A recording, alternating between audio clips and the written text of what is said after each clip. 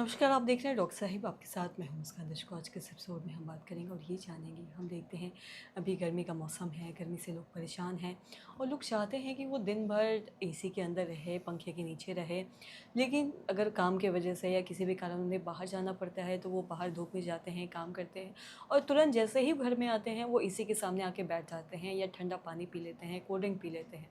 अगर वो एकदम से बाहर आना-जाना कर रहे हैं, धूप में आना, फिर एकदम से आके एसी में बैठ रहे हैं, ठंडा पानी पी रहे हैं, इन सब चीज़ों को करने से क्या इसके दुष्प्रभाव हो सकते हैं? क्या ये सही है, गलत है? इसी बारे में तमाम जानकारी देने के लिए आज हमारे साथ मौजूद है बिहार के जाने-माने फिज़िशियन डॉक्टर दिवाकर तेजस्वी सर। नमस्कार, बहुत-बहुत स्वागत जी, है बहुत आपका। धन्यवाद आपका। सर, आपसे जानना चाहेंगे, अगर हम बात करें, देखते हैं गर्मी की वजह से लोग ज़्यादातर एसी के अंदर, पंखे के नीचे रहना पसंद करते हैं।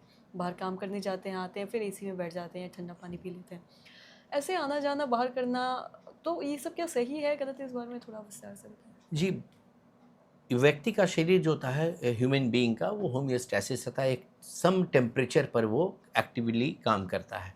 तो जब अगर आप बाहर तेज़ी से ठंडे या गर्म में टेम्परेचर डिफरेंस बहुत ज़्यादा होती है, अगर जैसे अगर आप बाहर निकले उस समय 40 प्लस की टेम्परेचर है और एसी में आए और 16, 17, 18 डिग्री टेम्परेचर रख रहे हैं, तो इतना ज़्यादा जो तापांतर होता है शरीर को उसको एडजस्ट करने में टाइम लगता है और शरीर जो एडजस्ट करता है रैपिडली, तो उसमें वैसोडाइलेशन और कंस्ट्रिक्शन होते रहते हैं।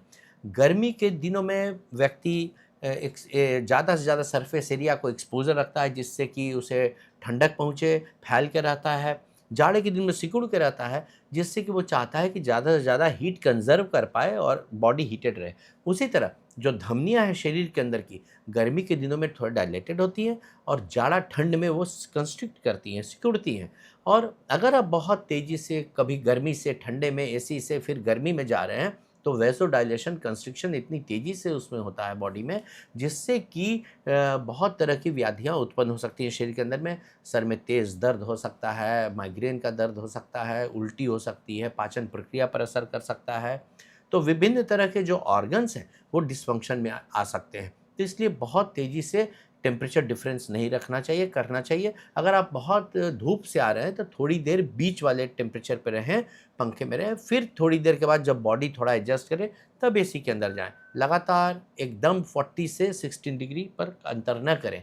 दूसरी चीज़ है कि अगर आप बहुत चिल्ड चीज़ पी रहे हैं, जैसे बर्फ़ वाली चीज़ पी रहे हैं और अभी आप गर्मी से अंदर आकर के तुरंत पिए हैं, तो उसमें थ्रोट इरिटेशन हो सकता है, आपको गले में दर्द हो सकती है, फ़ीवर आ सकता है, बॉडी एडजस्टमेंट में, टेम्परेचर में प्रॉब्लम आ सकती है।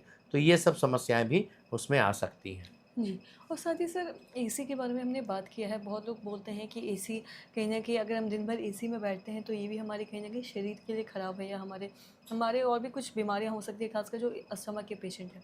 तो इसमें कितनी सच्चाई है? जी, एसी का टेम्परेचर अगर आप बहुत कम रखते हैं तो उससे जो जॉइंट के पेन है, आर्थराइटिस के पेशेंट हैं, उनकी जॉइंट स्टिफ हो सकती है, जॉइंट का पेन बढ़ सकता है। दूसरी चीज़ है, स्किन ड्राई हो सकता है अगर उसमें ह्यूमिडिफ़ायर नहीं है तो, और उसमें त्वचा भी शुष्क हो सकती है। तीसरी चीज़ है कि अगर बहुत ठंड होती है तो अस्थमा या सीओपीडी जैसा आपने बताया कि जो हफ़नी की शिकायत के पेशेंट हैं, उनकी दम फूलने की समस्याएँ बढ़ सकती हैं ऐसे चिल्ड टेम्परेचर से, ठंडे से। इसलिए प्रैक्टिकल है कि एसी का टेम्परेचर 25-26 पर ही रखें जिससे कि हल्की ठंड लगे और बहुत ज़्यादा चिल ना हो, आपके जॉइंट्स को कोई असर ना करे और आपके लंग्स को कोई असर ना करे। जी, सर, बहुत-बहुत शुक्रिया तमाम जानकारी देने के लिए। तो आशा करते हैं देश को जो तमाम जानकारी है आपकी लाभदायक रही हो। आज की इस वीडियो में इतना ही। वीडियो देखने के लिए आपका धन्यवाद।